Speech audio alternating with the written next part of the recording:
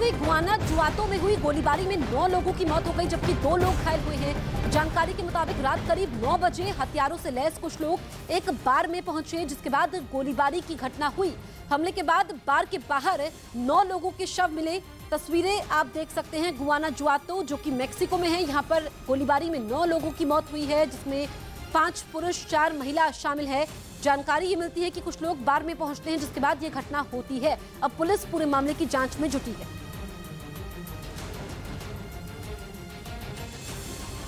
बिहार के भागलपुर से एक वीडियो सामने आया है, जिसमें से एक आदमी की जान बाल-बाल बची है।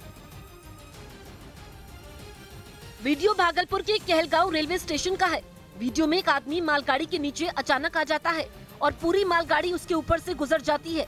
एक बार फिर देखिए, आदमी ट्रैक पर पेट के बल लेटा है और पूरी मालगाड़ी उसके ऊपर से होकर गुजर जाती है। वीडियो देखकर आसपास के लोग खौफ में हैं। जब तक ट्रेन उस आदमी के ऊपर से गुजरती है, लोग एकटक उसे देखते रहते हैं। मालगाड़ी गुजरने के बाद ये आदमी उठता है और लंबी सांस लेकर आगे की ओर बढ़ जाता है। ऐसा देखकर कुछ लोग हैरान हो जाते हैं, लेकिन अगर थोड़ी भी चूक होती तो इसकी जान भी जा सकती थी। खबर है कि डोनेस्क और खरसोन में जेलेंस्की की सेना ने एक बार फिर रूस की सेना को पीछे धकेल दिया। अभी ज्यादा दिन नहीं बीते हैं जब पुतिन ने खरसोन, डोनेस्क, लुहांस्क और जापोरिजिया में रेफरेंडम करवाया था और ऐलान कर दिया था कि इन इलाकों पर उनका कब्जा है, जिसके बाद यूक्रेन जंग की आग में घी पड़ गया, क्योंकि पुतिन के रेफरेंडम करवाने का सीधा मतलब था युद्ध की आग में जल रहे यूक्रेन को और जलाना और उसे 5 टुकड़ों में तोड़ देना। लेकिन यूक्रेन ने इसका विरोध किया। उसकी सेना ने कई इलाकों में वापसी की, जिनमें डोनेस्क भी शामिल है, जहां रूस और यूक्रेन की सेना चूहे बिल्ली का खेल खेल रही है, क्योंकि कभी रूस आगे हो जाता है तो कभी यूक्रेन, और एक बार फिर वही हुआ।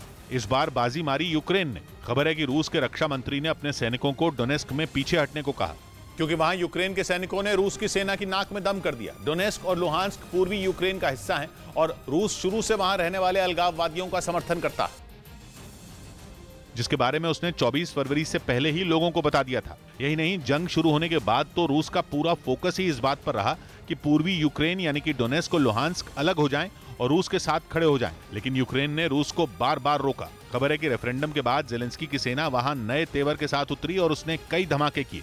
रात में हुए कुछ धमाकों की तस्वीरें भी आईं, जिन्हें डोनेस्क का बताया जा रहा है। यूक्रेन ने दावा किया कि उसकी सेना ने डोनेस्क के बखमुत और अवदिव्का शहरों से रूस की सेना को पीछे धकेल दिया है। यानी डोनेस्क में पुतिन का कब्जा करने का सपना एक बार फिर टूट गया। और कुछ ऐसा ही खरसोन में होने की भी खबर आई।